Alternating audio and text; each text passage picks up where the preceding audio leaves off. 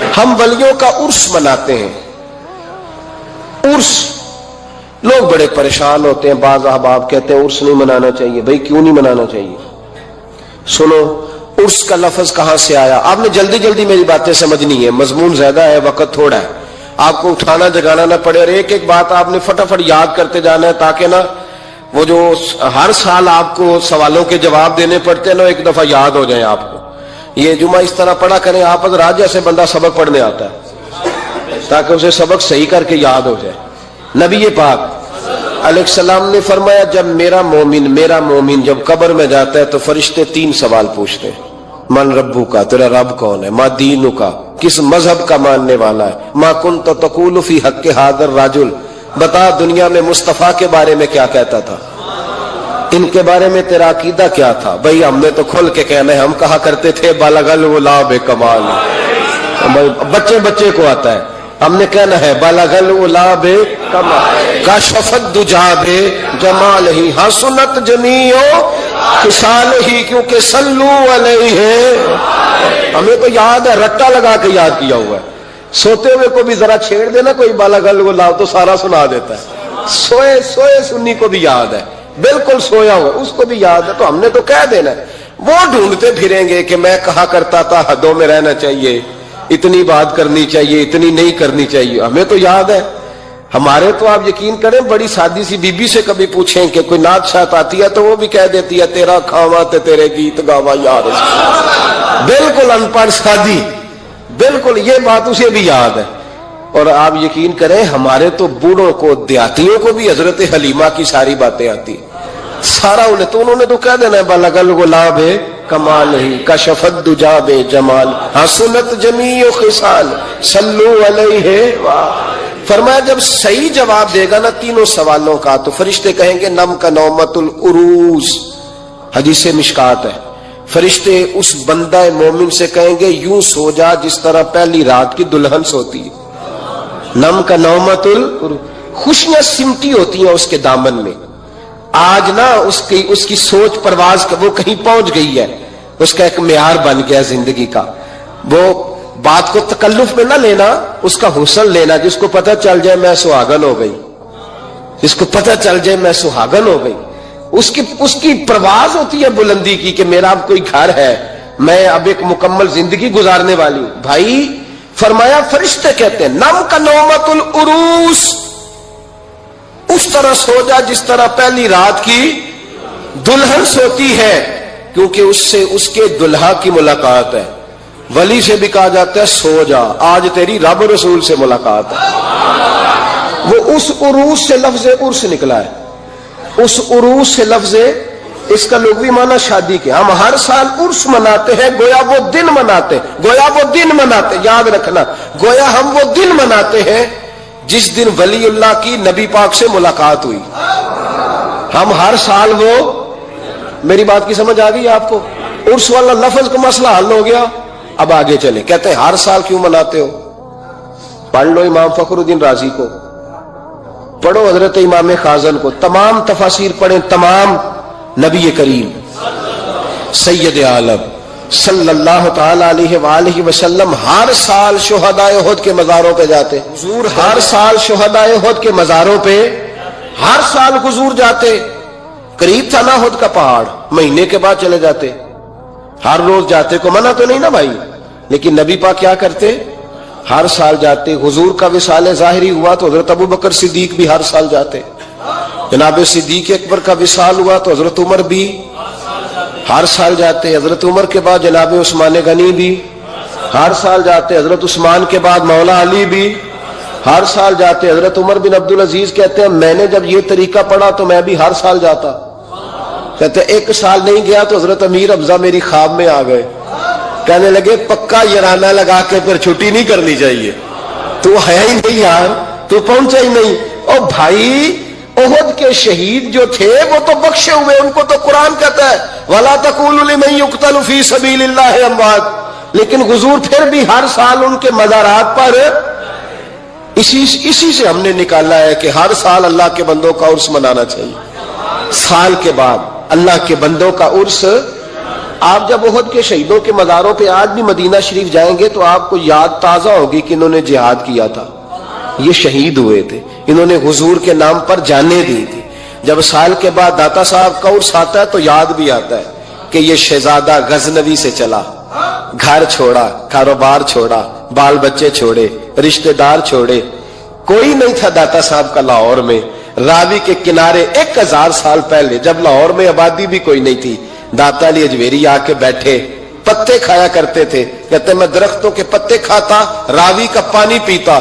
لوگ کہتے علی اجمیری گزارا کیسے ہوگا؟ فرمانے لگے جس رسول کے دین کے لیے آیا ہوں وہ مدد بھی فرما دیں گے۔ جب سال کے بعد ان کا عرس منایا جاتا ہے تو ان کی خدمتیں یاد آتی ہیں نا، خواجہ اجمیری کا عرس منایا جاتا ہے تو ان کی خدمتیں یاد کی جاتی ہیں، مجدد صاحب کا عرس منایا جاتا ہے تو خدمتیں، اعلیٰ حضرت فاضل بریلوی کا عرس منا کے ان کی خدمات کو یاد کیا جاتا ہے، تو سال کے بعد والا مسئلہ بھی حل ہو گیا۔ عرس میں ہوتا کیا ہے؟ تلاوت ہوتی ہے، اس کے بعد خطاب ہوتا ہے، پھر اس کے بعد کیڑی شے نجائز دے چو دسو چھڑ دینے جڑی نجائز ہے، تلاوت نہ کریں، تسی بول دے نہیں، نہ کریں، پوچھ لینا مولانا صاحب سے کہ قرآن شریف پڑھا کریں کہ رہنے دیں، اور نعت شریف بولے ہمارا تو گزارا ہی نہیں۔ بالکل یقین کریں جس دن نعت نہ سنے وہ راہ گزرتی نہیں، غذا ہے، روح کی غذا ہے نعت، بغیر نعت کے چل ہی نہیں سکتا، مسلمان اور حضور کا نام لینے والا بغیر نعت کے چل جائے ہو ہی نہیں سکتا۔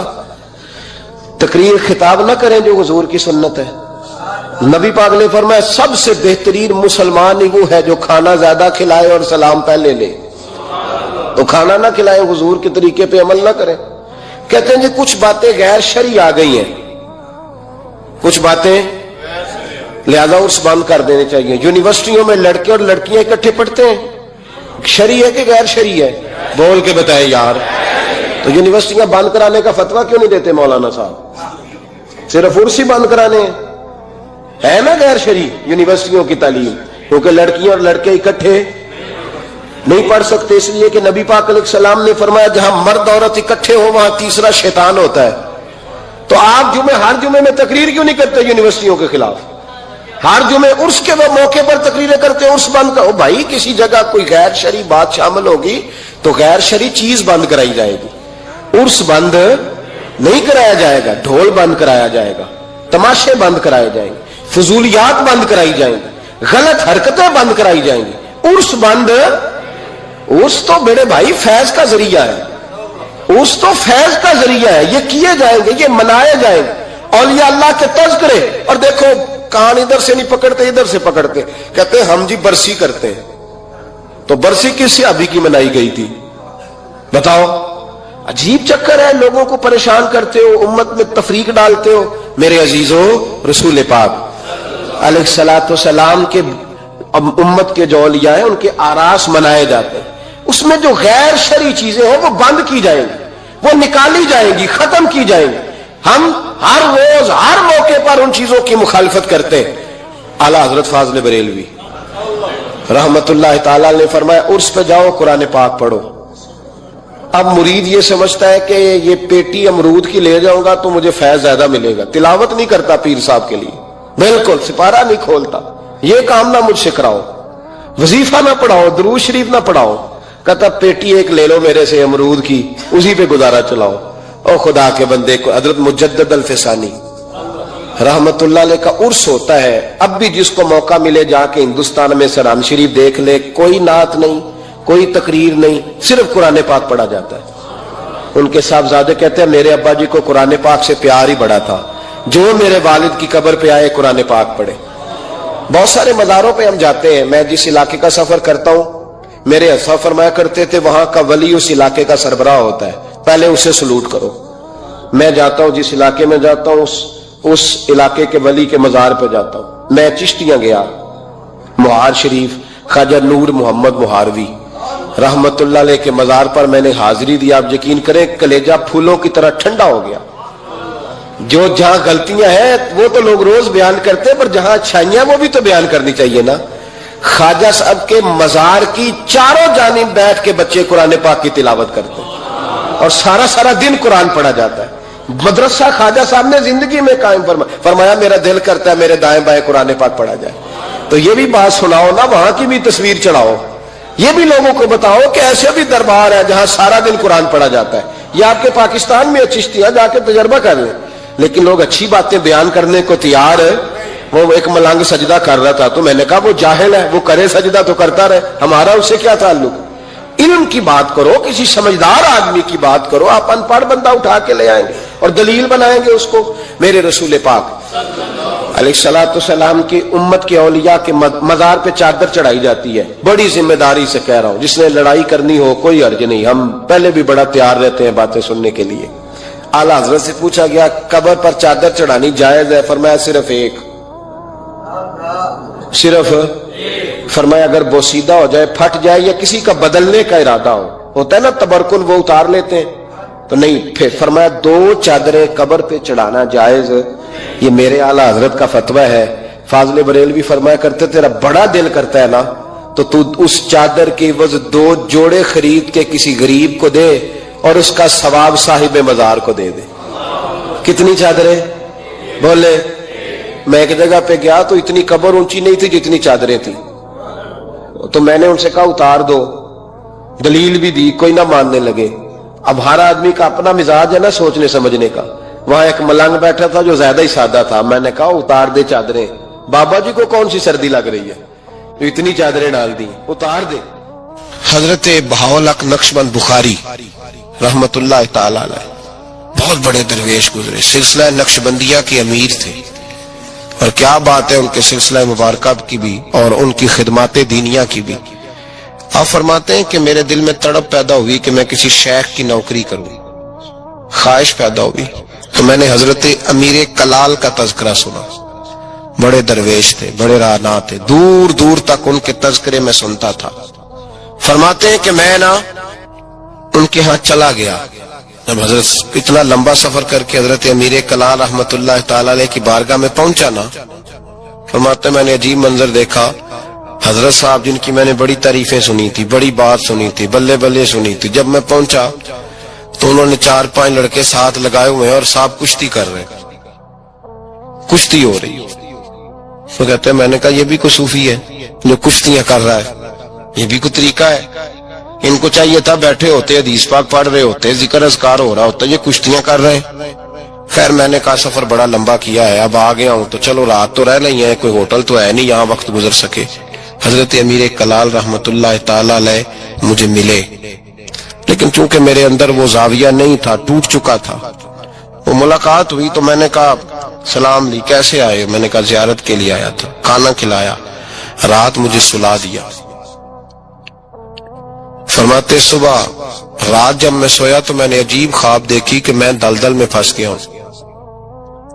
جتنی باہر نکلنے کی کوشش کرتا ہوں اندر دھستا چلا جاتا ہوں. اچانک میری خواب میں حضرت امیر کلال تشریف لائے اور آ کے انہوں نے میرا بازو تھاما, اللہ اکبر کہا اور مجھے باہر نکال دیا. فرماتے میں جب اٹھا تو پسینے سے شرابور تھا, حالت میری بڑی عجیب تھی. اتنی دیر میں فجر کی اذان ہوئی, نماز پڑھی تو حضرت امیر کلال رحمت اللہ علیہ خود میرے لیے ناشتہ لے کے آئے اور فرماتے میرے آگے ناشتہ رکھ کے کہنے لگے بیٹے اگر ہم کشتی نہ کرتے تو رات تجھے دلدل سے کیسے نکالتے, اگر کشتی نہ کرتے تو دلدل سے تجھے کیسے نکالتے.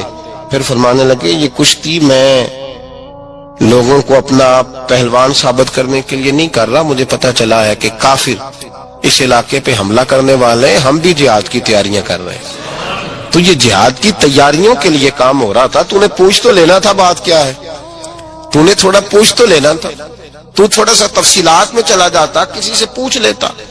دیکھیں نا کبھی کبھی میں محبوب کے وہ فرمان دیکھتا ہوں تو دل میرا کھل اٹھتا ہے. جب محبوب نے کہا تھا تیری نظر بھی دائیں بائیں نہیں اٹھنی چاہیے, نظریں جھکا کے رکھنا, جھکا کے, کانوں سے وہ سننا بس جس کی تجھے ضرورت ہے, اور زبان سے محتاط جملے بولنا. جب نظر بری چیز دیکھے گی نہیں, کان سنیں گے نہیں تو دل میں وسوسے آئیں گے ہی نہیں. ہمیں تو پہلے دن سے شریعت نے محتاط رہنے کا حکم دیا. میرے عزیز دوستو, سلسلہ طریقت کے عزیزوں, میری آپ سے یہ گزارش ہے, سمجھ لیں ایک نئے سرے سے دوبارہ سبق شروع کر رہا ہوں آپ کے. آج کا سبق آپ کے لیے یہ ہے کہ زندگی میں کسی بھی مومن سیء العقیدہ کے بارے میں برا خیال نہ پیدا کریں، بلکہ ہمارے صوفیاء تو فرماتے ہیں کسی بد عمل کو دیکھ کے بھی یہ نہ سوچ کہ یہ بد عمل اور میں نیک ہوں، یہ بڑی بیماری ہے۔ فرماتے ہیں ہو سکتا ہے ایک وقت ایسا ہے تیری توفیق چلی جائے اور اس کو اللہ توبہ کی توفیق دے کے اپنا ولی بنا لے۔ تو اچھی سوچ رکھ، مثبت رائے قائم کر۔ ٹھیک ہے جو لوگ غلط ہیں تمہیں اگر غلط لگتے ہیں تو کنارہ اختیار کر، لیکن کبھی بھی اور بالخصوص اللہ کے نیک بندوں کے بارے میں، رب کریم کے اولیاء کے بارے میں، دین کے خدام کے بارے میں زندگی میں کبھی منفی نہ سوچیں، کبھی منفی نہ سوچیں۔ آپ کو پتا ہے کسی عالم دین کی توہین اس لیے کرنا کہ وہ دین کا عالم ہے، یہ کفر ہے۔ میرے حضرت صاحب ایک جملہ کہا کرتے تھے، ایک شخص نے کہا حضور تہجد کے لیے نہیں اٹھا جاتا، اب تو خیر لوگوں سے فجر کے لیے بھی نہیں اٹھا جاتا، تہجد کے لیے نہیں اٹھا جاتا۔ تو حضرت صاحب فرمانے لگے رات کو اچھی سوچ کے ساتھ سویا کر، اچھی سوچ کے ساتھ سویا کر۔ تو پھر مسکراتے مسکرانے فرمانے لگے محبوب کی سوچوں میں سویا کر، یار کی سوچوں میں سویا کر، تو اسے سوچتا سوچتا سویا کر، صبح خود ہی تجھے بیدار کر لیا کرے، پر اس سے دل لگانا، اسے سوچتا سو۔ تو کسی اور کو سوچتا کیوں ہے؟ کسی اور کی طرف تو دیکھتا کیوں ہے؟ تجھے ایک دفعہ حضرت صاحب بیٹھے تھے اور 2-3 مشائخ اور بھی بیٹھے تھے ساتھ ساتھ، تو مجھے ایک دوست نے بعد میں کہا کہ وہ جو 30 نمبر پر بزرگ بیٹھے تھے ان کی پگڑی دیکھی تھی؟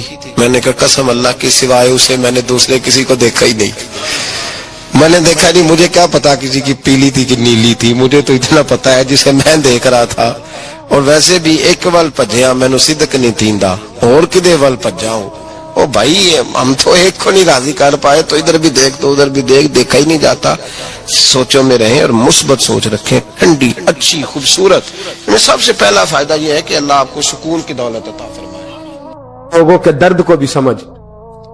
اولیاء چشت میں جس بزرگ نے اپنے زمانے میں بڑا عروج پایا ان کا نام خواجہ قطب الدین بختیار کاکی ہے۔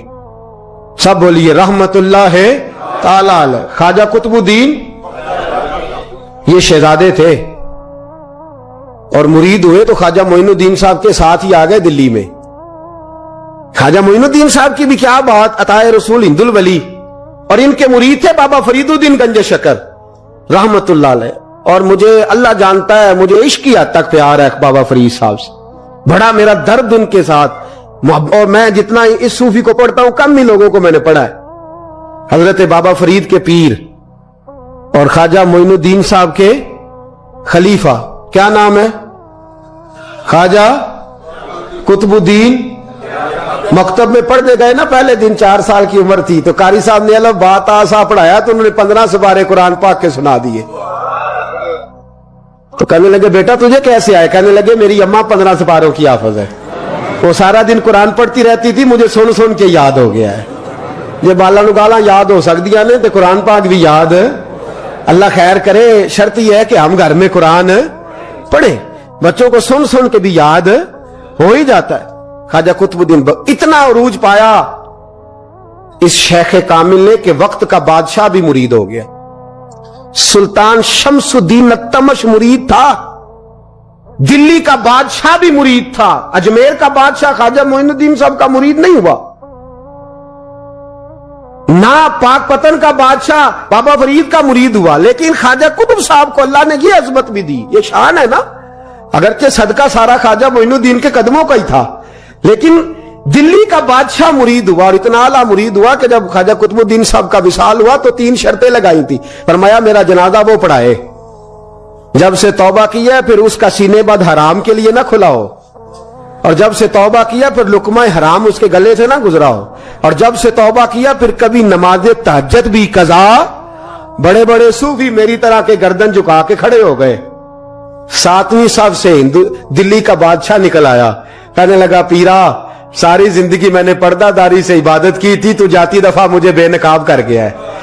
اتنا بڑا انہوں نے شخص تھا، اور حال یہ تھا لوگ کہتے ہیں کہ فلانا آدمی امیر آدمی ہے تو حضرت صاحب کا تعلق، پیر صاحب کا تعلق زیادہ ہے، تو اس کی عمارت نہ دیکھ، کبھی کبھی اس کی پرہیزگاری بھی دیکھ، اس کی خدمت گزاری بھی دیکھ۔ خواجہ قطب الدین صاحب پہ بھی الزام لگتے رہے، ایک الزام یہ بھی لگا کہ قریب چلے گئے. ہوا کیا؟ جب بادشاہ مرید ہوا تو کہنے لگا حضرت جی میں نے بادشاہی نہیں کرنی, میں نے اب خانقاہ میں رہنا ہے. تو فرمایا بیٹا تو چھوڑ دے گا تو کوئی ظالم بیٹھ جائے گا. حضور پھر کیا حکم ہے؟ فرمانے لگے تو نے کرنی ہے. تو کہا حضور آپ وہ کہاں ہوتے ہیں, میں کہاں ہوتا ہوں, دل ہی نہیں لگتا. تو آپ فرمانے لگے میں ڈیرا اٹھا کے تیرے قریب لے آتا ہوں. خواجہ صاحب 1 کلومیٹر کے فاصلے پر ڈیرا اٹھا کے لے آئے. فرمانے لگے میں تیری تربیت کرتا رہوں گا, تو مخلوق کا بھلا کرتے رہنا. صلی اللہ علیہ, تو حضور کی امت کا اللہ اکبر. وہ قریب, اس وقت بھی لوگوں نے بڑی باتیں کی کہ دیکھو جی بادشاہ تھا نا تو پیر صاحب بھی نیڑے آ گئے. لوگ دیکھتے نہیں کہ اصل بات کیا ہے. خیر وقت گزر گیا, بادشاہی مرید ہو گیا, تو پھر دلی سارے میں اسلام, اتنا عدل انصاف. ہندوؤں کو بات پسند نہ آئی, انہوں نے کچھ مسلمان خرید لیے. سلطان شمس الدین تمش بیٹھا ہے دربار میں, جاگ رہے ہیں نا آپ لوگ, سب کہیے صلی اللہ علیہ. بڑی غور سے سننے والی بات. ایک دن سلطان شمس الدین تمش دربار میں بیٹھا ہے, قاضی عدالت بھی بیٹھے ہیں, مقدمات سنے جا رہے ہیں. باہر سے رونے کی آواز آنے لگی, چیخنے چلانے کی. بی بی بیان کر رہی, کیا ہو گیا کیا ہو گیا. وہ ٹال لگے ہوتے تھے بادشاہوں کے, وہ بجنے لگے, زور ہونے لگا. بادشاہ نے کہا اس فریادی کو جلدی بلاؤ. وہ اندر عورت آئی تو چیخ چیخ کے رو رو کے اس نے اپنے کپڑے پھاڑ پھاڑ کے, برا حال, 2 مہینے کا بچہ. لوگ اس کی آہوزاری پر اس کی طرف متوجہ. بھی کیا ہوا, پانی پلاؤ بٹھاؤ, یہ کیا ہو گیا. کہنے لگی لٹ گئی, عزت برباد ہو گئی, تباہ کر دی گئی. میں کیا ہوا؟ کہنے لگی بادشاہ ایک شخص میرا غیر شرعی خامند بنا, پھر مجھے حمل ہوا, پھر میری گود میں یہ بچہ ہے 2 مہینے کا. اب گئی ہوں تو وہ کہتا ہے کہ میرا تو تیرے سے تعلق ہی کوئی نہیں.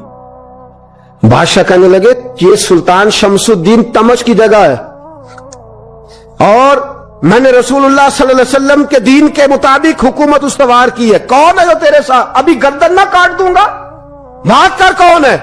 کہنے لگی تو کچھ بھی نہیں کرے گا, کوئی کچھ نہیں کر سکتا. لوگ کلمے چھوڑ کے بیٹھ گئے, توجہ ادھر ہو گئی. پراپوگنڈے بڑا اثر کرتے ہیں معاشرے پہ. رنگ ایسا عجیب ہے, انداز ایسا عجیب ہے. فرمایا بات تو کر. اس عورت کی آواز گونجی تو حالات ہی خراب ہو گئے. کہنے لگی بادشاہ حوصلہ پیدا کر سننے کا. کہا تو بات کر. کہنے لگی میرے گود میں جو بچہ ہے یہ قطب الدین بختیار کاکی کا ہے, یہ تیرے پیر کی ناجائز اولاد ہے. اٹھاؤ, پروفیسر سلیم چشتی نے پی ایچ ڈی کی ہے, وہ لکھ رہے ہیں اس واقعے کو. تیرے پیر کا ناجائز بچہ ہے. ہاتھ کانپنے لگے بادشاہ کے. کہنے لگے یا اللہ کبھی تو قیامت برپا کر دے تو معاملہ ٹھیک ہو جائے, میں تیری زبان کھینچ دوں گا تیری گر. تو نے بات کیسے کی؟ کہنے لگی میں نے کہا تھا نا تیرے اندر حوصلہ نہیں, میری عزت تار تار ہو گئی اور تو پیر بچا رہا ہے. اللہ اکبر. سلطان شمس الدین تمش آسمان کی طرف دیکھ کے کہنے لگے مولا مجھ مجرم کو جس کی برکت سے اٹھا کے تو نے مسجد میں پہنچایا, آج مجھے تو نے کس امتحان میں ڈال دیا. یہ کیا رنگ تو نے زندگی کا بنایا ہے. کہنے لگی بلا اسے, اڑاب گردن. اللہ اکبر. خواجہ قطب الدین بختیار کاکی, ذرا اس جگہ پہ اپنے آپ کو کھڑا کر کے دیکھ میرے دوست.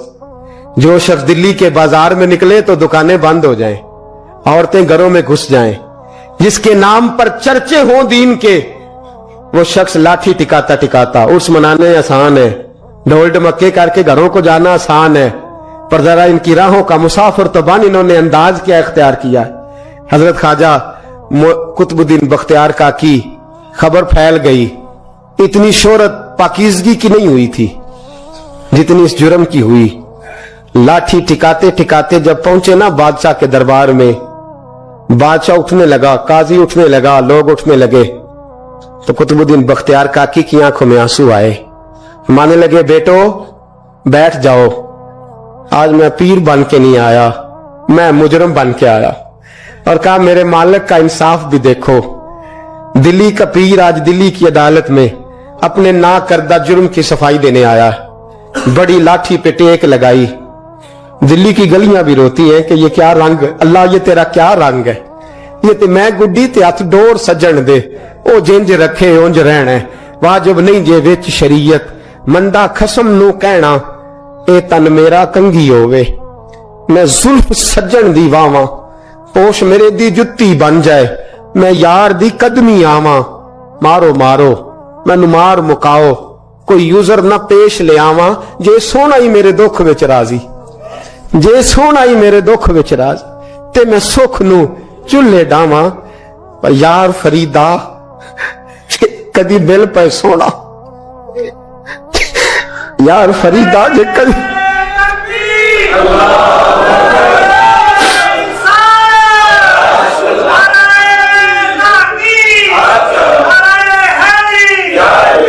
ये कदी मिल पे सोना बस ओनू रो रो हाल सुनावा टेक लगाई है कहने लगी बीबी बोल दे गवाही कहने लगी बीबी रब जानता है रब का रसूल जानता है पर मैं तुझे नहीं जानता तू कौन है कहने लगी अच्छा वो लोगों को भेज के तहज्जुद के बहाने पिछले दरवाजे मुझे अंदर बुलाना रब तेरा भूल जाना फिर रोने लगी फिर मकर करने लगी मुझे बताइए ऐसा कोई मुकदमा हो तो लोग क्या कहते हैं यकदम हालात बदलते हैं कि नहीं बदलते दिल्ली का माहौल ही बदल गया सारा सारा हैरानगी बदल गया औरत तो हिंदू थी उसने तो झूठ मूठ के कलमे भी पढ़ रखे अल्लाह अकबर ख्वाजा साहब पूछते गवाह है कोई तेरे पास तो 4 कलमा पढ़ने वाले खड़े हो गए अल्लाह करे कलमा पढ़ने वाले बिका ना करे आमीन तो कहे तो खड़े होके कहने लगे हाँ हमने आते भी देखा है जाते भी देखा है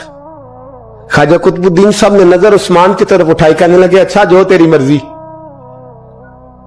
मैं गुड्डी ते हथ डोर सज्जन दे वो जिंज रखे उंज रहना है वाजिब नहीं विच शरीयत मंदा खसम नू कहना कहने लगे सुल्तान यार एक रात की मोहलत नहीं दे देता मैं सवेरे सुल्तान भी रो पड़ा कि पीर साहब मैं नौकर और मैं मोलते अच्छा हुजूर जैसे मर्जी बाहर निकले खादम कहने लगा हुजूर सवारी पे बैठ जाएं वो मानने लगे नहीं यार आज पैदल जाना है इस दिल्ली के चौकों ने मुझे बड़ी सलामियां दी है जरा मैं देखूं तो सही दिल्ली के बाजार मेरी रुसवाई पे क्या कहते मुझे जरा ये पत्थर भी खाने दे इनका जायका भी पैदल गए दुनिया सो गई तो दिल्ली के बादशाह ने अजमेर की तरफ मुंह किया ख्वाजा मोइनुद्दीन हयात थे बेखबर हो जो गुलामों से वो आका क्या है बेखबर हो जो गुलामों से वो मुंह किया कहने लगे मोइनुद्दीन मैं कोई लवारस तो नहीं ना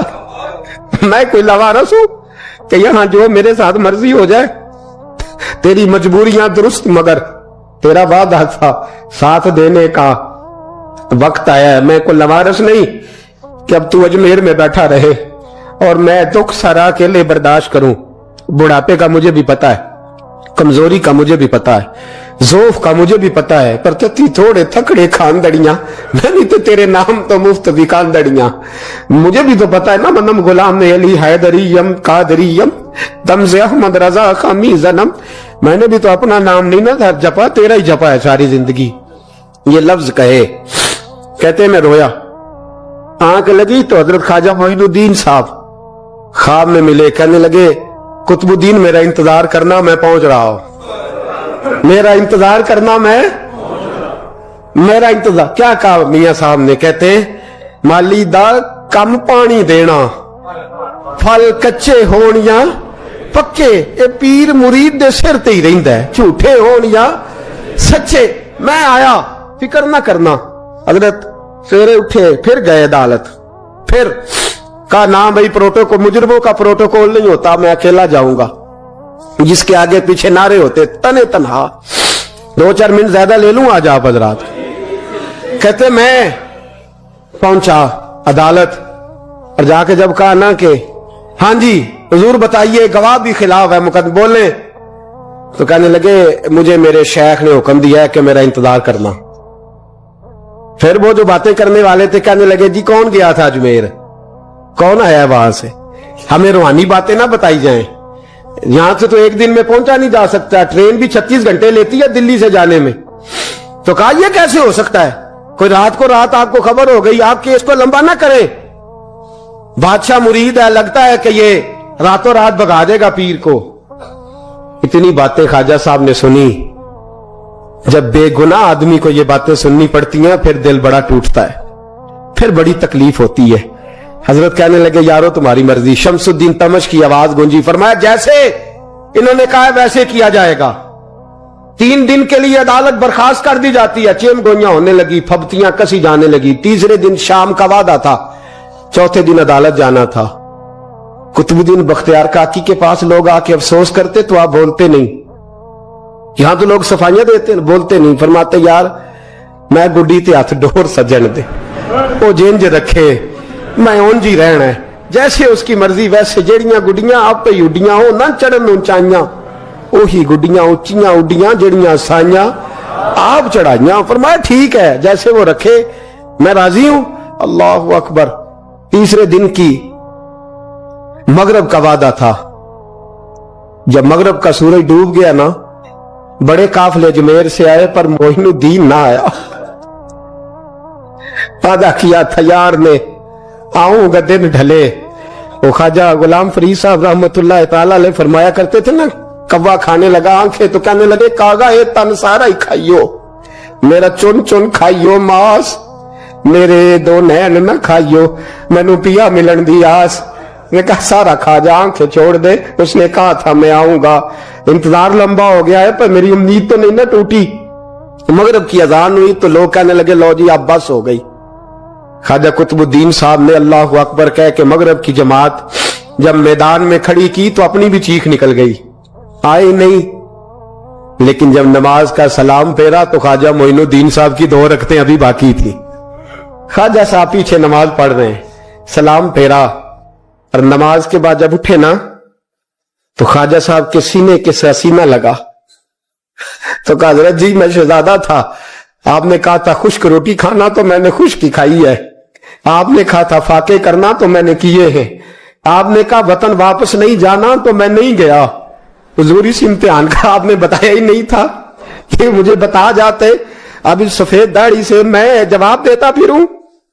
ख्वाजा मोइनुद्दीन साहब ने झिड़का पीते हट, तू ज्यादा इज्जत वाला है कि यूसुफ ज्यादा इज्जत वाला था?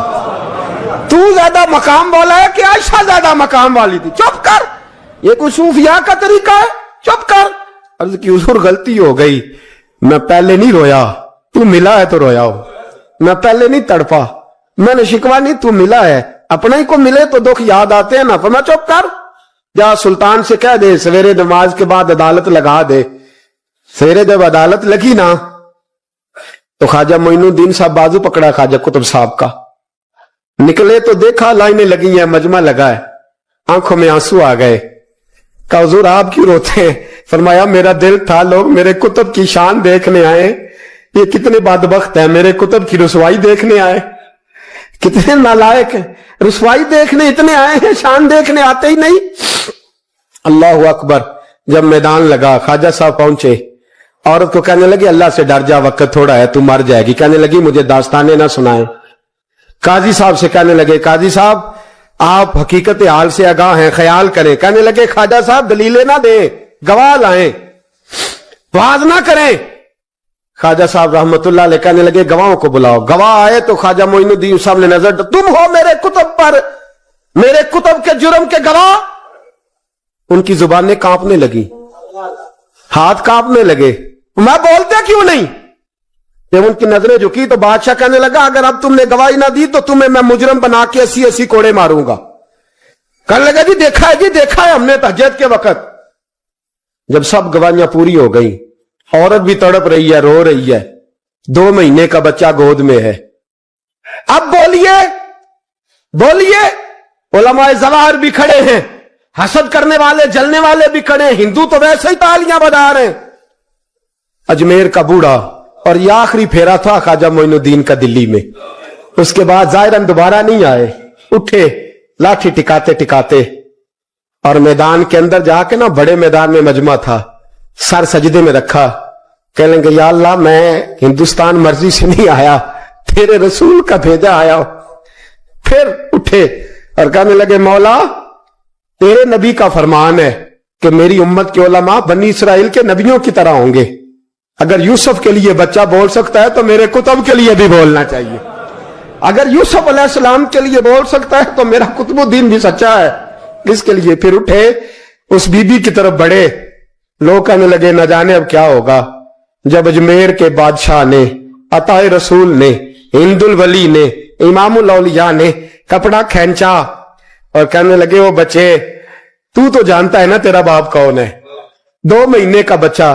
جب نانا بولا تو بی بی کہنے لگی اب کیا کر رہے ہو, بچے بھی کبھی بولنے ہیں. میں بی بی چپ کر, ان اللہ علی کل شیء قدیر, میں کمزور رب کا ماننے والا نہیں, قدرتوں والے رب کا ماننے والا ہوں. وہ چاہے تو بچے بھی بولتے ہیں. قرآن کہتا ہے حضرت عیسیٰ بولے تھے انی عبد اللہ آتانی الکتاب. مریم بھی تو ولی اللہ تھی, وہ نبی تو نہیں تھی. اگر ولی اللہ بنی اسرائیل کا ہو بچہ بول سکتا ہے, تو اگر ولی اللہ محمد عربی کی امت کا ہو تو بچہ پھر بھی بول سکتا ہے.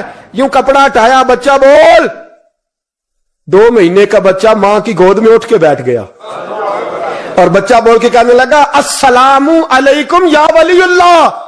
جب یہ لفظ ادا کیے تو نعرے لگنے لگے, لوگ رونے لگے. بی بی بے ہوش ہو کے گری, فرمانے لگے مجھے سلام نہ کر, میرے کتب کی بات بتا. کہنے لگا قسم ہے اللہ کی عزت کی, وہ سامنے مجمع جو سردار بیٹھا ہے وہ میرا باپ ہے. قطب الدین تو بے گناہ ہے, قطب الدین تو بے گناہ ہے, میرا باپ تو وہ بیٹھا ہے. یہ قاضی بھی سازش میں شریک ہے. کئی مسلمان خریدے گئے, یہ گواہ خریدے گئے. جب گواہی ہو گئی, بچہ یہ لفظ کہہ کہ اللہ اکبر کہتا ہوا پھر چپ کر گیا. خواجہ قطب الدین صاحب کا بازو پکڑا, خواجہ معین الدین صاحب نے مجمع سے باہر نکلے. لوگ کہنے لگے حضور آپ کچھ بولتے نہیں. فرمانے لگے جس نے بولنا تھا وہ بول چکا ہے, جس نے بولنا تھا وہ, جو جادو وہ جو سر چڑھ کے بولے. فرمایا تم نے افواہوں پہ نظر رکھی اور میں نے اللہ کی قدرت پہ نظر رکھی. تم نے اس کے کردار کو جھنجھوڑا اور میں نے اس کے کردار کو تعمیر کیا. حضرت سلطان شمس الدین تمش بھی پیچھے دوڑے, کہا حضور کہاں لے جا رہے ہو؟ فرمایا کتب میرا ہے, میں جمائر ساتھ لے کے جا رہا ہوں. اب میں نے اپنا بچہ تمہارے سپرد, اب میرے پاس رہے گا. تم نے ستایا میری اولاد کو, اب یہ میرے پاس رہے گا, میں نے نہیں تمہیں دینا. لوگ راہیں بچھا کے, نظریں بچھا کے بیٹھ گئے, پاؤں میں گر گئے. کہنے لگے حضور ہمارے لیے نہیں, رسول اللہ کے دین کے لیے, ہمارے لیے نہیں, تعمیر شریعت کے لیے, ادائے سنت کے لیے چھوڑ جائیے. خواجہ صاحب کہنے لگے قطب الدین جا, تجھے چھوڑ کے جاتا ہوں, اب قیامت تک کوئی تیری رسوائی کی جرت نہیں کر سکے گا. عزیز یاد رکھ, نہ افواہوں پہ لگا کریں, نہ کسی برادری, کسی قوم, کسی شخص کے بارے میں ایسی باتیں. یہاں تو لوگ گھڑ گھڑ کے چیزیں لاتے, گھڑ گھڑ کے چیزیں لاتے, اور جن کی ہیں ان کے پاس بڑے دلائل ہیں. لوگوں یہ جو محبوب علیہ السلام میں نے تمہیں دیے ہیں نا, یہ رب نے اپنے رب ہونے کی دلیل بنا کر انہیں تمہارے درمیان بھیجا ہے. موبائل میں آپ کے پاس ہی رہنا ہے جی, میں نے جانا ہے بس. اب میری بات پر توجہ کریں, موبائلوں پر نہ کریں زیادہ, غور فرمائیے گا. حضور علیہ السلام اللہ کی معرفت کی سب سے بڑی دلیل ہے, اور ایک ہی رستہ ہے اب صرف اللہ تک پہنچنے کا. اس کے علاوہ جتنے بھی لوگ مفروضے قائم کریں گے وہ غلط ثابت ہوں گے. صرف ایک رستہ ہے خدا تک جانے کا, وہ ہے ذات مصطفیٰ صلی اللہ تعالی علیہ وسلم. اللہ تعالیٰ نے خود قرآن مجید میں فرمایا, محبوب ان لوگوں سے کہہ دیجئے کہ اگر یہ اللہ سے محبت کرنا چاہتے ہیں, اس کی بارگاہ تک رسائی چاہتے ہیں, قل ان کنتم تحبون اللہ فاتبعونی یحببکم اللہ. آپ ان سے یہ فرما دیں کہ اگر یہ اللہ سے محبت کرنا چاہتے ہیں تو آپ ان سے کہیں یہ آپ کی پیروی کریں. ان سے کہو فاتبعونی, میری پیروی کرو, یحببکم اللہ, اللہ خود تمہیں اپنا محبوب بنا لے گا. اور صحابہ بھی جب اپنے رب کا پتہ پوچھنے جاتے تھے تو دروازہ مصطفیٰ پہ جاتے تھے صلی اللہ علیہ وسلم. کسی شاعر کا تخیل نہیں پیش کر رہا, کسی درویش کا قول نہیں عرض کر رہا, اللہ کا قرآن ہے. وَإِذَا سَأَلَكَ عِبَادِي أَنِّي فَإِنِّي قَرِيبٌ. اے محبوب علیہ السلام, جب میرے بندے آپ کے پاس آ کے میرے بارے میں پوچھیں تو آپ ان سے کہہ دیں کہ ان کا رب ان کے قریب ہی ہے. اللہ اللہ کی معرفت بارگاہ مصطفیٰ کریم صلی اللہ تعالی علیہ وسلم کے ذریعے نصیب ہوتی ہے۔ ایک تو ہمارا آج کا جو معاشرہ ہے، اس معاشرے کے اندر انسان ساری زندگی دوسروں کو سمجھنے پہ لگا دیتا، اپنے آپ کو سمجھتا ہی نہیں۔ جتنا دھیان لوگ لوگوں کا رکھتے ہیں اس سے آدھا کبھی اپنا رکھے گا تو بڑا سارا انقلاب طبیعت میں پیدا ہو جائے اور بڑی ساری تربیت ہو جائے۔ یاد رکھیے گا، اللہ کی معرفت کا حصول، اپنے مالک کو پہچاننا، اپنے رازق کو جاننا، کریم رب تک رسائی حاصل کرنا، ہمیں نا نبی پاک علیہ السلام نے کھول کے بتایا کہ ان کاموں سے اللہ راضی ہوتا ہے، ان کاموں سے اللہ ناراض ہوتا ہے۔ ایک ایک بات حضور علیہ السلام نے ہم تک پہنچائی تو صحابہ بھی سمجھ گئے تھے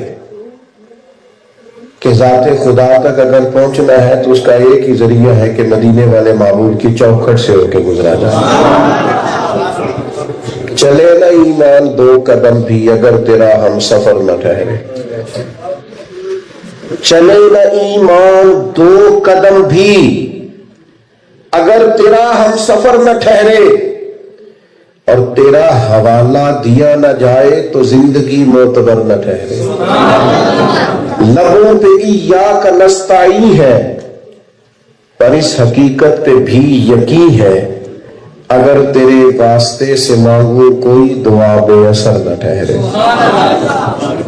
نبی پاک علیہ السلام کا اسوہ حسنہ، حضور کا طرز حیات، نبی پاک علیہ السلام کا بتایا ہوا اصول، وہی اللہ کی بارگاہ تک لے کے جائے گا۔ آپ دیکھیے صحابہ اس بات کو سمجھ گئے تھے، پورے طور پر وہ اس بات کا ادراک رکھتے تھے، ان کو انشراح صدر حاصل ہو گیا تھا کہ بہرحال ہمیں ذات مصطفیٰ کریم علیہ السلام تک پہنچنا ہے، رسائی حاصل کرنی۔ حضور علیہ السلام نے ایک یہودی سے گھوڑا خریدا یا اونٹ خریدا تو وہ مکر گیا، بعد میں کہنے لگا میں نے نہیں بیچا، سیاستہ میں حدیث موجود ہے۔ اتفاق یہ کہ جب یہ سودا ہو رہا تھا تو یا وہ شخص تھا یا اللہ کے پیارے حبیب علیہ السلام، تیسرا کوئی نہیں تھا۔ تو کریم محبوب علیہ السلام نے اس سے خریدا گھوڑا، پیسے لینے گھر گئے، واپسی پہ وہ مکر گیا۔ لوگوں نے مشورہ لیا کہ مکر جا، مکر گیا۔ سرکار نے فرمایا پیسے لیں، گھوڑا دو۔ کہنے لگے کون سا گھوڑا، کیسا گھوڑا؟ فرمایا ابھی تم نے بیچا ہے اور میں نے خریدا ہے۔ آپ نے بھی دیکھی ہوگی دیہاتوں میں بھی پنچایتیں ہوتی ہیں تو کئی دفعہ نا پہیلی سی ڈالتے ہیں لوگ کہ جے انج ہو جائے نا تو میں مان لوں گا، تو کوئی ایسی انوکھی سی بات کرتے ہیں کہ جو فوری طور پر پوری کرنا مشکل ہو، ناممکن ہو یا کم از کم مشکل ضرور ہو۔ تو وہ بڑا تیز تھا، چالاک بننے کی کوشش کر رہا تھا، کہنے لگا کریم کی بارگاہ میں کہ آپ کے دین میں کیا طریقہ ہے اگر ایسا کوئی معاملہ ہو؟ تو حضور فرمانے لگے گواہ دیے جاتے ہیں۔ تو کہنے لگا چلو جی ختم ہوئی بات، اگر ایک بندہ بھی کہہ دینا، زیادہ نہیں ایک بھی کہہ دے، گھوڑا آپ کو دے دوں گا۔ آپ کو سمجھ آ رہی ہے میری باتیں؟ ایک بندہ بھی کہہ دے، اب وہاں تھا ہی کوئی نہیں، کہے کوئی کیسے؟ اس نے پہلی سی ڈال دی، ایک شخص کہہ دے تو میں تیار ہوں۔ اس مجمع میں جب لوگ زیادہ جمع ہو چکے تھے، حضرت ابو خزیمہ رضی اللہ تعالیٰ عنہ بھی موجود تھے۔ وہ ہاتھ کھڑا کر کے کہنے لگے یا رسول اللہ میں گواہی دیتا ہوں کہ آپ نے گھوڑا خریدا۔ تو اب اس کی بات پوری ہو گئی، شرط پوری ہو گئی، گواہی مل گئی، مجبور تھا، وعدہ کر چکا تھا، پہلے اس نے یہ اعلان کیا تھا ایک بندہ بھی کہہ دے تو میں دے دوں گا، دے دیا اس نے۔ اللہ اکبر۔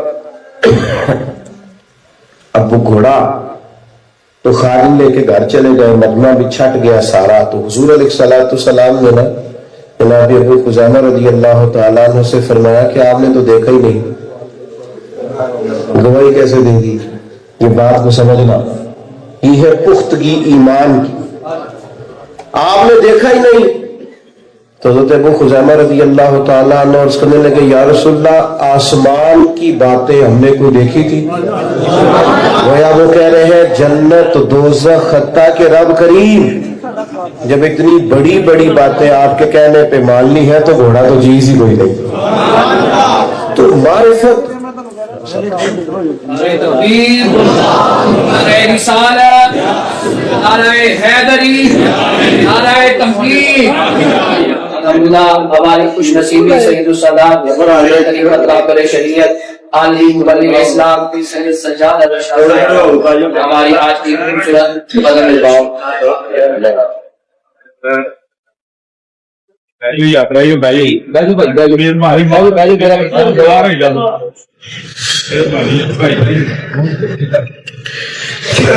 ماشاء اللہ حضرت صاحب قبلہ تشریف لے آئے، محفل میں مزید رونق بڑھ گئی. اللہ تبارک و تعالیٰ اس حاضری کو اپنے حضور قبول فرمائے. تو میں جو بات عرض کر رہا تھا اس پر توجہ فرمائیے گا کہ انہوں نے کہا کہ اتنی بڑی باتیں آپ کے کہنے پر مان لی. تو صحابہ کرام علیہم رضوان اس بات کو پوری طرح سمجھتے تھے کہ اگر انسان کو اپنے ہونے کا پتہ معلوم کرنا ہے، اپنی خبر اس میں لینی ہے، اللہ کی معرفت پانی ہے، تو اس کا واحد ذریعہ ذات مصطفیٰ صلی اللہ علیہ، یعنی وہ حقیقت جس کی وجہ سے انسان خود آشنا ہونے کے بعد خدا آشنا ہو. وہ حقیقت یہ ہے کہ وہ صحیح معنوں میں دروازہ رسول پہ حاضر ہو، نبی پاک علیہ السلام کی معرفت حاصل کرے، حضور کی بارگاہ تک پہنچے، حضور کا اسوہ حسنہ، سرکار کی سنت، حضور کی ادا، نبی کریم علیہ السلام کی تعلیمات، آپ کے ارشادات، آپ کی جتنی لوگ معرفت پاتے جائیں گے، غلامی کرتے جائیں گے، اسوہ نور کو اپناتے جائیں گے، اتنا اللہ کی معرفت پاتے جائیں گے. اس کو سمجھ لیں کہ جو بہت زیادہ آج الہاد کے مسائل ہیں، رجے ہوئے خیالات ہیں، اور بکھرتی ٹوٹتی سوچیں اور وسوسوں کے غلبے، تو ہمارے بزرگ جو صدیوں سے صرف اور صرف محبت رسول کی بات کر رہے ہیں، غلامی رسول کی بات کر رہے ہیں، تو بہت پہلے سے اس کا ادراک رکھتے تھے کہ جیسے جیسے لوگ حضور کے غلام ہوتے جائیں گے ویسے ویسے اللہ کی معرفت پاتے جائیں گے. حضور سید عالم صلی اللہ تعالی علیہ وسلم کی محبت، سرکار کی غلامی، یہی ایک واحد حل ہے اللہ کے حضور حاضر ہونے کا. یاد رکھیے گا، اس کے علاوہ کوئی دوسری صورت کسی سمت بھی اگر کو جانا چاہے گا تو وہ کامیاب نہیں ہو پائے گا. کچھ لوگوں کو بڑا شوق ہوتا ہے نا سب کی باتیں سننے کا، اور انسان کی طبیعت بھی کچھ اس طرح کی ہوتی ہے کہ جو بندہ تھوڑی انوکھی بات کرتا ہے نا ذرا سب سے ہٹ کے، جو روزمرہ کی روز علماء باتیں کر رہے ہیں وہ تو ایک تسلسل ہے، ایک سند ہے صدیوں سے، ذرا کوئی ہٹ کے چلے تو لوگ اپنے کان جلدی کھڑے کرتے ہیں. لیکن یاد رکھیں نبی کریم صلی اللہ تعالی علیہ وآلہ وسلم کی غلامی کی بات اور حضور علیہ السلام کی اتباع کی بات اور نبی کریم علیہ السلام کی پیروی کی بات جو صدیوں سے ہو رہی ہے، تو امت کے لوگ اس کو اچھی طرح سمجھ گئے تھے کہ اگر حضور کی معرفت نصیب نہیں ہوگی، محبت نصیب نہیں ہوگی، تو 2 قدم بھی چلنا ممکن نہیں رہے. بہرحال حضور سید عالم علیہ السلام کا اسوہ حسنہ ہی ایک ایسی چیز ہے، غلامی ہی ایک ایسی چیز ہے جو انسان کو اللہ کی بارگاہ تک. اور ایک اور بات بھی عرض کروں، حضور کی غلامی آسان رستہ ہے رب تک جانے کا، یہ آسان رستہ ہے. ورنہ جو ہمارا خیال ہے نا ادھر بھی جانا ہے، تھوڑا ادھر بھی جانا ہے، اس کی بھی سن لو. حضرت عمر رضی اللہ تعالیٰ عنہ کو نبی کریم علیہ السلام نے محدث کہا ہے اس امت کا، اور فرمایا عمر کی زبان پر حق بولتا. حضرت عمر فاروق ہے اور فاروق اعظم ہے، لیکن حضرت عمر تورات شریف پڑھ رہے تھے مسجد نبوی شریف میں بیٹھ کر. آپ بات کو سمجھیے گا. اب جناب عمر رضی اللہ تعالیٰ عنہ کو جو اللہ نے استقامت عطا فرمائی ہے اور جو ایمان کی پختگی انہیں نصیب کی ہے، اس کی تو کوئی گرد راہ تک نہیں پہنچ سکتا. لیکن حضرت عمر رضی اللہ تعالیٰ عنہ تورات پڑھ رہے تھے. فرماتے ہیں نبی کریم علیہ السلام تشریف لے اور مجھے تورات پڑھتے ہوئے دیکھا تو حضور کے چہرے پر میں نے ناراضگی کے آثار دیکھے. نوجوان اس کو سمجھیں. فرماتے ہیں کہ میں جلدی سے حاضر بارگاہ ہوا اور عرض گزار ہوا، یا رسول اللہ صلی اللہ علیہ وسلم معاف کر دے حضور، کیا ہوا؟ تو نبی پاک علیہ السلام نے فرمایا عمر تم تو رات پڑھ رہے ہو، مجھے اللہ کی عزت کی قسم اگر آج حضرت موسیٰ علیہ السلام حیات ظاہری میں ہوتے تو میرا کلمہ پڑھ کے میری شریعت پر عمل کرتے، انہیں تو میرے پیچھے چلنا تھا، تم تو رات کیسے پڑھ رہے ہو؟ اس کو سمجھ لیں آپ بات کو، آپ کو نا درجنوں حدیثیں ملیں گی کتب احادیث میں۔ اسلام کا ایک اپنا مکمل نصاب زندگی ہے اور وہ پورا ہے، کسی چیز کسی شخص سے کوئی چیز ادھار لینے کی ضرورت ہو نہیں۔ دیکھیں نا مونچھیں رکھنی ہے نا، داڑھی کے مونچھوں کا معاملہ ہی ہے نا، تو اس کو بھی آزاد نہیں چھوڑا، فرمایا مونچھیں پست رکھنا، داڑیاں بڑی رکھنا لفظ ہے، فرمایا یہودیوں کی مخالفت کرنا، یعنی آپ نے پگڑی باندھ لی ہے نا، امامت باندھ رہا ہے نا، تو امامت باندھ لے، آزاد نہیں چھوڑا، فرمایا یہودی بغیر ٹوپی کے امامہ باندھتا ہے، تم نے ٹوپی پر امامہ باندھنا ہے، ان کی مخالفت کرنی، ہمیں وہ طرز اختیار نہیں کرنا، اس لیے کہ دین کامل ہے، مکمل ہے، اور اسوہ رسول صلی اللہ تعالی علیہ وسلم واحد ذریعہ ہے اللہ کے حضور تک پہنچنے کا، اس کے علاوہ کوئی شخص بھی کوئی رستہ اختیار کرے گا تو کامیاب ہے۔ اور پھر میں کہہ چکا ہوں کہ یہ آسان بھی ہے، اس لیے کہ نبی پاک کی ساری سیرت واضح ہے، صحابہ کرام علیہم رضوان نے ہر چیز روایت کی، ہر چیز، یہاں تک کہ سرکار نے بات کرتے جو اشارہ کیا ہے نا، انہوں نے وہ اشارہ بھی روایت کیا، جہاں سرکار مسکرائے ہیں بات کرتے انہوں نے حضور کا مسکرانا بھی روایت کیا ہے، یعنی ایک چیز۔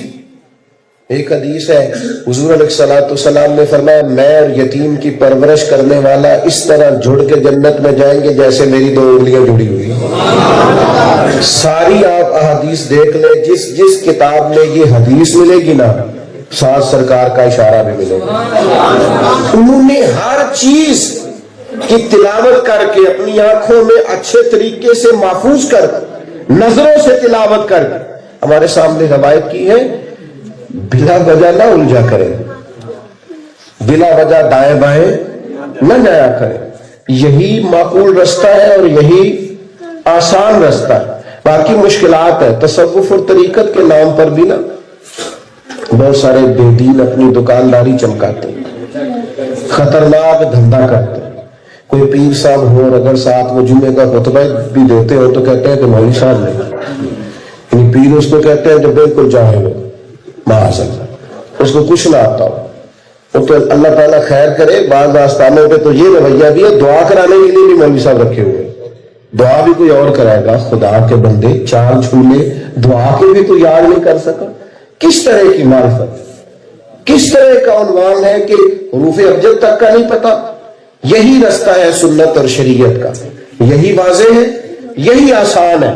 حضرت بہلول دانا رحمت اللہ علیہ گزر رہے تھے ہارون رشید کے محل کے قریب سے، تو وہ اوپر ٹہل رہا تھا اوپر والی منزل پہ، اس نے نیچے دیکھا کہ درویش گزر رہا ہے، اوپر والے سپاہیوں سے کہا کہ ٹوکری نیچے پھینکو، یہ درویش مجھے فوراً چاہیے۔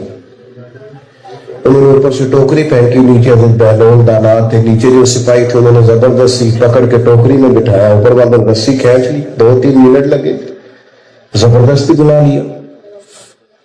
تو آپ کو اچھا نہیں لگا، لیکن بادشاہ لوگ پھر بادشاہ ہی ہوتے ہیں نا۔ میں اکثر کہتا ہوں 2-3 لوگ ایسے ہیں جن کا پیر بھی کوئی نہیں ہوتا۔ ایک بندہ اگر زیادہ مالدار ہو جائے یا زیادہ تعلیم والا ہو جائے دنیاوی طور پر، یا کوئی منصب رکھتا ہو تو پھر وہ خود ہی پیر ہوتا ہے، وہ پیروں کو بھی مشورے دیتا ہے، ماشاء اللہ۔ تو بادشاہ تھا، بادشاہ کو کیا لگے حضرت صاحب نے بیٹھے ہیں تو کہنے لگا حضور ناراض نہ ہوئیے گا، ایک مسئلہ پوچھنے کے لیے بلایا۔ فرمانے لگے بھی کیا انداز ہے تیرا مسئلہ پوچھنے کا؟ زبردستی پکڑ کے اوپر بلایا، مسئلہ پوچھنا، پوچھو۔ بڑے دھیمے لہجے میں گھٹنوں کے بعد ہارون رشید بیٹھ گئے اور کہنے لگے حضور یہ بتائیے گا آپ رب تک کیسے پہنچے، کیسے اس کی معرفت پائی؟ یہ رنگ، یہ کیف، یہ سرور، یہ سادگی، یہ کٹیا میں بھی پورا ورد کیسے ہوا؟ اللہ کے بندے الجھایا نہیں کرتے، واضح واضح باتیں کرتے. ان کے ہاں کوئی ایسا فلسفہ نہیں ہوتا جو کسی کی سمجھ میں نہ آئے. اللہ تک کیسے پہنچے تو مسکرا کے فرمانے لگے وہ جس طرح ابھی زمین سے تیرے تک نہیں پہنچا تو ایسے اللہ تک بھی پہنچا.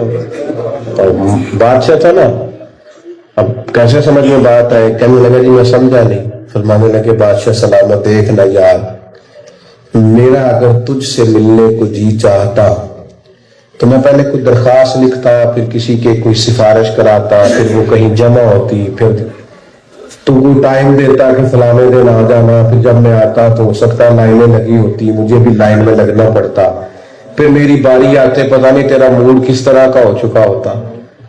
جب میں چاہتا تو پتہ نہیں کتنا ٹائم لگ جاتا، اور جب تو نے چاہا ہے تو 1 منٹ بھی نہیں لگا. مانا کہ محبت کے سفر میں ہر گام پہ 100 مشکل ہے، لیکن یہ سفر آسان بھی ہے اگر ساتھ تمہارا ہو جائے. تم نے چاہا ہے تو 1 منٹ بھی، دیکھو کیسے آ گیا. بس میں اللہ تک جانا چاہتا تو مشکل تھا، پتہ نہیں جا سکتا تھا کہ نہیں، لیکن جب رب نے چاہا، اس کریم نے چاہا تو پھر 1 منٹ بھی نہیں لگا. تو رب کہتا ہوں میری معرفت پانے والوں، ایک ہی رستہ ہے اور آسان رستہ ہے. قل ان کنتم تحبون اللہ فاتبعونی یحببکم اللہ. اگر تم ذات خدا تک پہنچنا چاہتے ہو تو محبوب کریم کے دروازے کی غلامی کرو. ملے گا کیا؟ یحببکم اللہ، اللہ تمہیں محبوب بنا لے.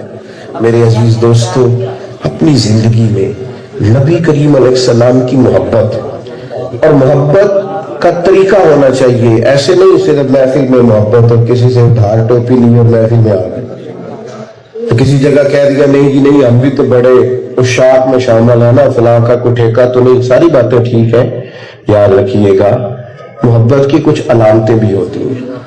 کبھی تنہائی میں اکیلے بیٹھ کے درود و سلام خود بخود بھی زبان پہ جاری ہو جانا چاہیے. کبھی کبھی انسان سوچے آج میں نے کچھ نہیں کرنا سارا دن، بس اپنے نبی کی صورت اور سیرت کو پڑھنا.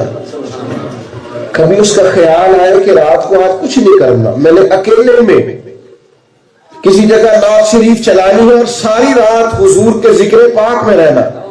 کچھ کیفیات بھی تو ہو نا. محفل میں تو سارے ہی عاشق رسول ہوتے ہیں، سارے ہی نمازی ہوتے ہیں. کچھ میں کہتا ہوں حضور نے فرمایا اپنی اولاد کو اپنے نبی کی محبت سکھاؤ. ہمارے بچوں کو پتا ہوتا ہے آج کل ابا کے حالات کیسے ہیں، کیونکہ وہ ہماری ادائیں بتاتی ہے میں ٹینشن میں ہوں یا سوکھ میں ہوں، تو گھر کے اندر بھی ماحول اسی طرح کا بنا ہوا ہوتا ہے. تو کبھی ایسا بھی تو ہو نا ابا بستر میں رو پڑے، بچے اماں سے پوچھیں کہ کیا بات ہے، والد صاحب کو کبھی پریشان اتنا دیکھا نہیں، تو کہ بیٹا تمہارے والی بات نہیں، کبھی بتائیں تو صحیح ہوا کیا. تو جب ضد کرے بچے تو پھر ماں کہے بیٹا کچھ بھی نہیں، بس تمہارے باپ کو نا حضور کا مدینہ یاد آ. پھر دیکھنا یہ ادا سینکڑوں لیکچرز پر بھاری ہوگی کہ اولاد ایک نیا رنگ اختیار کرے گی، لیکن شرط یہ ہے کہ محبت کا رنگ حقیقی ہو، کیف حقیقی ہو. وہ صرف کسی خطیب کی خطابت، نقیب کا اچھا جملہ، شاعر اور ادیب کے خوبصورت افکار نہ ہو، بلکہ عملاً اس کی صورتیں ہوں. اللہ کے حضور دعا کرتا ہوں تو میں کہہ سکتا ہوں اللہ قبول فرمائے، اور جہاں بھول گیا ہوں اللہ تعالیٰ درگزر فرمائے. وما علینا الا البلاغ. اب آپ تشریف رکھیں گے. محبت کا تقاضا یہی ہے کہ قبلہ ہمارے ہاں تشریف لائے، آپ نے اپنے کلمات طیبات سے ہمیں نوازا.